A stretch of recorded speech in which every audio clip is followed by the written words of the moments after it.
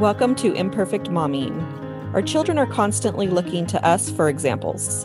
The term role model doesn't quite cut it here. We are shaping their worldview with every move we make. You see, it's not in the lectures we give or moments where we are actively attempting to teach them. It's in the micro movements we make, the unconscious ways in which we navigate life. We are constantly teaching our children how to show up for themselves, their friends, their future partners, and even their future children. So, what can we do to ensure we are raising thoughtful, compassionate, self-aware human beings? We have to become them ourselves. No one is perfect, but we can still all be better, and it starts with self-healing. Let's get to it.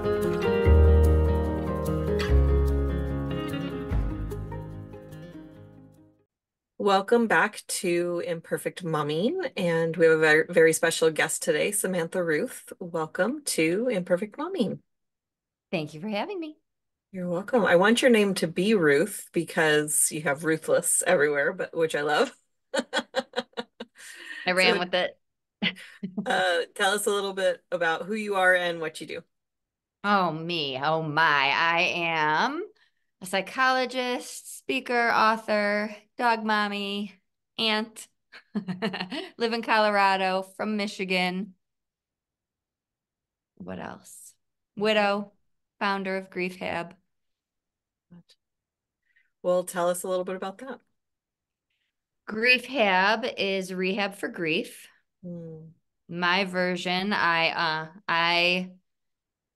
as a psychologist, with my background and my resources, I still could not find any of the support or any of the things I needed Hmm. while I was struggling. I was not given anything at the hospital. I was not given anything at the funeral home. So fortunately, I knew to pick up the phone and call my own therapist. But what does the average person do if they don't have those resources and your brain changes immediately? So I became more angry the further along I got, and the more I realized, even though I knew that grief never ends, it gets harder. It doesn't get easier. We still need help, and support goes away, people's lives go on, and we still need help. So I decided to create it. And I do, obviously I do counseling and the emotional support, but I also do any and everything else that comes up along the way. If you've been through any type of loss, there's a lot of dumb tasks that come up that get in the way of healing. So I will do those silly, stupid things so that you don't have to. Like death certificates. Anytime I had to present it, that would send me back several steps. Yeah. Um, it really is emotionally draining and would knock me down all over again. So I don't want my clients to have to go through that. And there are places that do that for you, but they don't provide the counseling as well. So Mm. I put the two together. I mean, that's amazing. And I find it,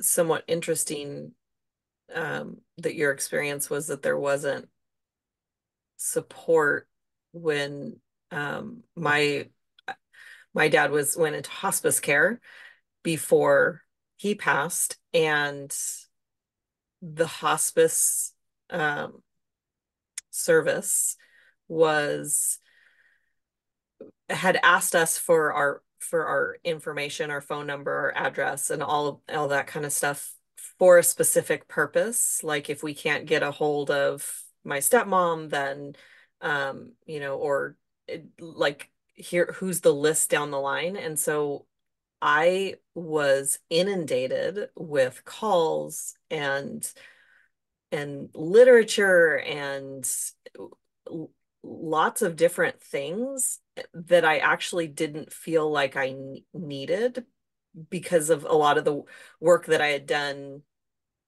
And I actually had to ask them to stop. I will say that hospice, if you are prepared, unfortunately, if you know, and that doesn't make the grieving process any easier. Right. If you have someone that goes into hospice, they do give you resources and they do provide a lot of support. Mm-hmm. I didn't have that. Yeah. Unexpected traumatic loss Yeah. where my husband collapsed at work on a typical Wednesday, or Oh, the car accident, or that situation. yeah.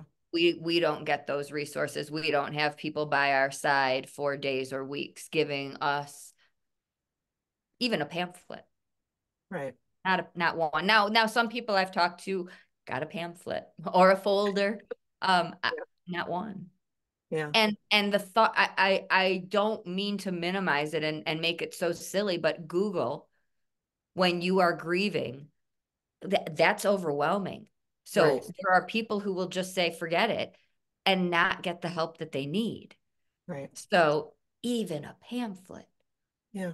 would be something, at least a Right. phone number. Yeah, absolutely. And I'm like truly grateful to you that you found something to like you had a pain. Like that's the thing that I admire the most is when people have their own pain and then they write the book or they create the company or whatever it is that they do to serve the people that and be that person that they didn't have. Like I love that when people do that. So thank you for that. And grief is something that we don't understand. Um, and is there so as something that we don't understand, is there anything that you can share with our listeners who are um, potentially going through something similar, their grief of some kind? I mean, I imagine that, or I've heard in several circles that even things that happened during COVID, not just the loss of people during COVID, but so many of the losses that we had during that time. So like we all were collectively grieving.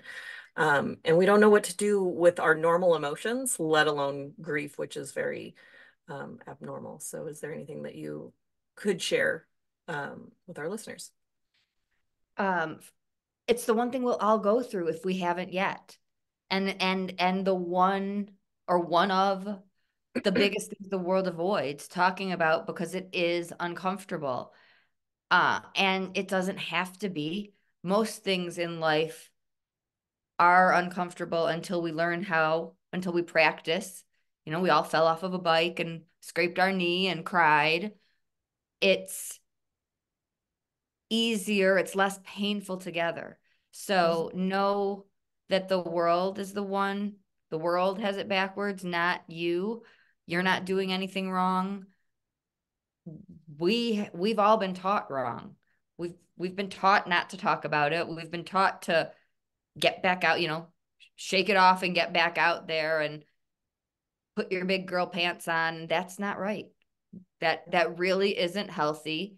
It's any ending, moving, going from middle school to high school or high school to college, that's hard. It's a Mhm. transition. It's not all happy and congratulations, you graduated. It's scary. You're allowed to have feelings about it and pretending they don't exist and shoving them away and acting like everything's just fine is not healthy. And you're allowed to talk about the other stuff too. So, whatever that loss is, you're allowed to feel however you feel. And the only way through it is by talking about it and dealing with it however you deal with it. Nobody liked the way I dealt with it at the time. Everybody likes where I'm at now. But it was pretty ugly. And I didn't act like I was fine because I was not. Mm. And I wasn't going to pretend I was fine. I just, I couldn't do that. How I couldn't make sense of that. I wasn't going to do that to make you feel comfortable. Right. Because that's really, I think that that's important that people understand that it's not about, like, it's only about that person feeling uncomfortable with your grief. I was in I was in so much pain that your discomfort did not matter. And you Right. can use me as your example, right? Like I just didn't care. And I say to my clients, you're a little bit more polite than I am, you know, but you don't have to be rude. All you did was lose someone, and you're expected to worry about someone else's anything. Don't have to. If you need to show up in pajamas, show up in pajamas. If you need to leave early, leave early. Mhm. Right? Like we're putting the world before our well-being, and that's backwards. Do it your way.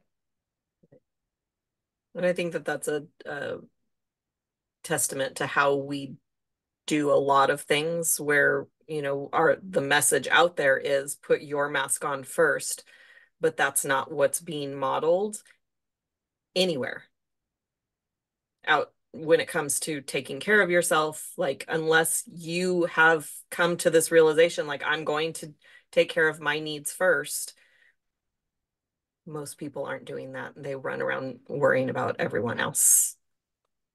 And it took, I'm a psychologist taking care of everyone else, but it was also my role in relationships. I put everyone else first. And it took my world shattering, losing my everything for me to say, not anymore. I Mm-hmm. cannot. I was not, I had zero energy.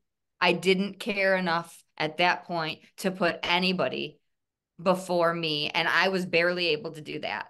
So then I realized, you know what? Even now that I am getting the energy, I'm going to continue to live this way. Mm, It's better over here on this side, and it's how it should have been done all along. yeah. You brought up another really good point too, is that, the world moves on within, 2 weeks, 3 weeks, a month of your grief, of your loss.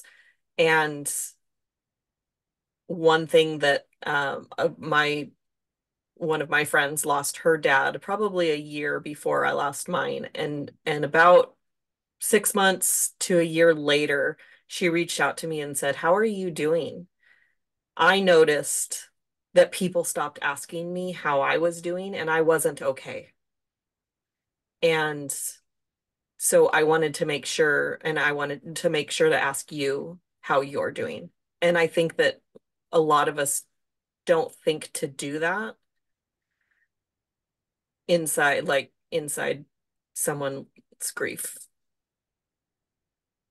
We have no choice. We have to keep going. We have to function, have to pay the bills, work, do things. So the world sees us living, functioning. I didn't necessarily want to be. I Mm-hmm. was forcing myself to do things, but they don't see the inner struggle. They don't see me waking up still to this day, reaching for gym every morning. It'll be 6 years next week. I I still cry every day. I'm not hysterically crying curled in a ball. But grief is invisible. And there's this myth. For me, I believe it's 1 year. There's this myth that after this certain time frame, poof. You're better. And I will never be able to do certain things, like instructions are like Japanese to me now. Mm, My brain has permanently changed. Our brain after trauma permanently changes. There's scientific evidence. We can look, we can prove it if it needs to be proven to the critics out there. So I have college degrees. I cannot perform certain things the way I used to be able to, like that. I've had to learn to take breaks, to have sticky notes. I've always had sticky notes, but there are changes you make to get by that other people don't see. They just see us walking around functioning. yeah.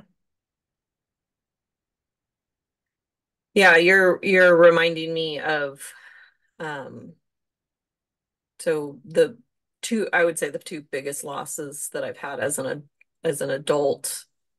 I mean, I've had anyway, but the most recent losses, I guess I can say, is my dad and my best friend 4 years earlier.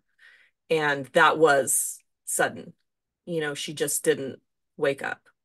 And like I can feel the tears now just thinking about it. And it just kind of hits you like it just did. You think about them or you um yeah, you just think about them or you see something that reminds you and um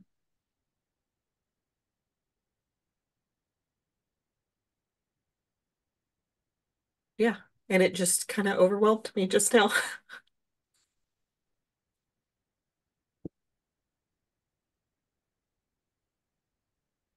What do you have advice for that?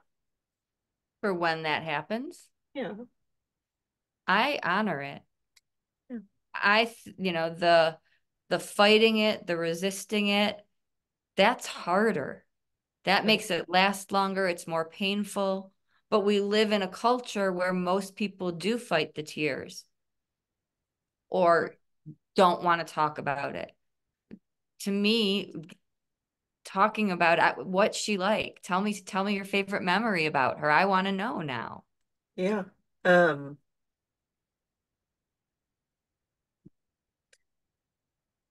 I mean she loved people, but she loved my son.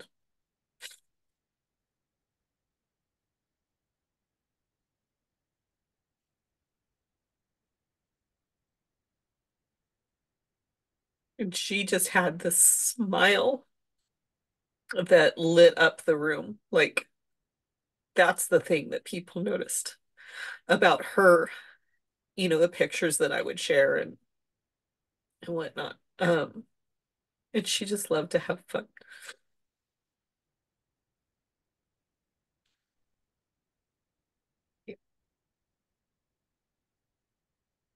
I just think talking about it and getting through it is Yeah, better than fighting it.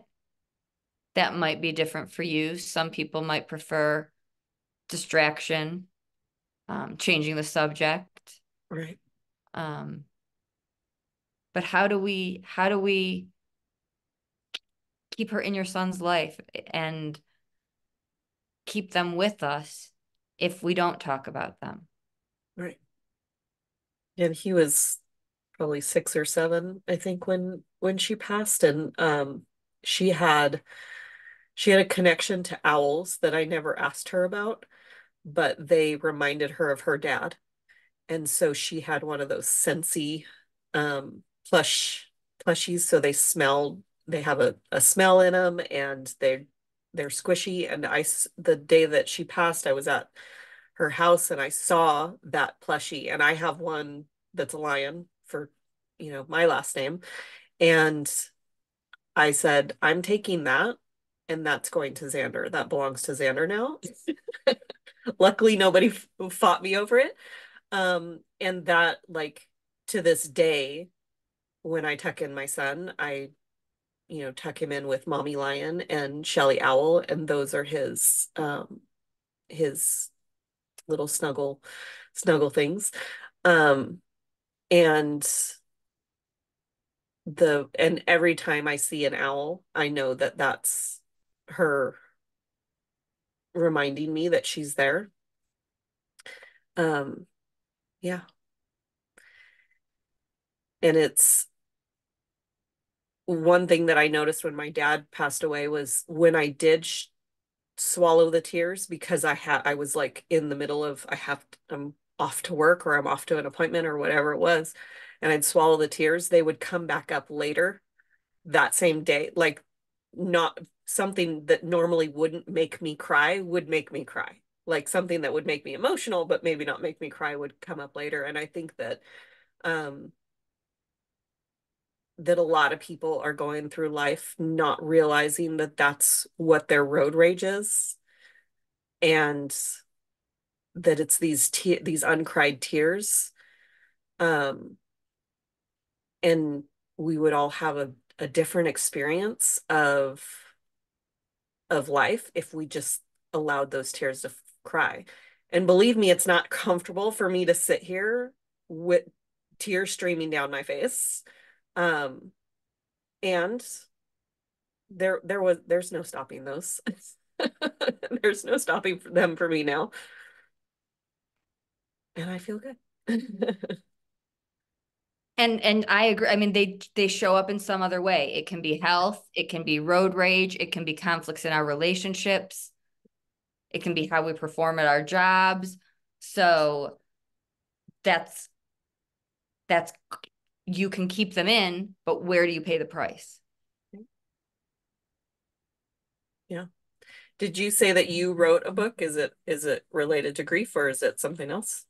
I've written chapters in six. One is my own book project called Faces of Mental Illness.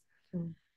And I just announced my book project, Faces of Grief, Mm. uh, because I think people need to share. There's also I write letters to Jim every day, so that's how it started. I just need to talk to him. I talk out loud. I talk in writing, and there's something therapeutic and healing through getting it out somewhere. But I think people also need to know that they're not alone, um, that we all have our own story and get through it in our own way, and that, reading someone else's story might let someone know, oh my God, I'm not crazy. I needed to know I wasn't losing my mind. Yeah. There's a phrase that goes around in my community of coaches that they shorten to Yana, you are not alone. And that's literally the most comforting phrase that like with my own clients, like I've seen people just their whole body just kind of collapses in relief at the phrase that you're not alone. Yeah. When we talked about grief, if there's something about it that's isolating, you Hmm. lose you lose someone, people go back to their lives.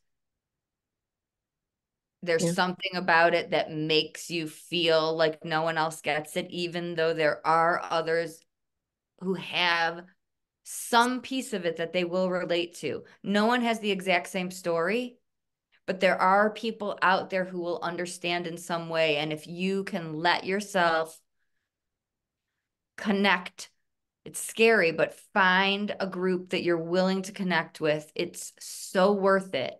Because the people, I'm not saying your friends and family and current people are not amazing, but if you will let yourself find new people, um, the new people I let in, I would not be here without. Mm. Yeah. I appreciate this whole conversation and again the work that you do and I appreciate you holding space for me. I've asked for several pieces of advice for you, but or from you already, but is there a piece of advice that you want to share with moms? Oh, moms need to make themselves a priority, right? Mm. I waited until I lost everything to take time for me. And you matter. You're worth it. I know you're out there doing everything for everyone else. And it is not selfish. You need to not, you don't need to put yourself at the bottom of the list. You are on the list. You need to be at the top. Yeah. Even if it's 3 minutes at the beginning of the day, somewhere in the day, you matter and you do so much for everyone, and you can't be there if you are not taking time for you. So it doesn't have to be a whole Saturday, doesn't have to be hours, but you have got to make time in there for you.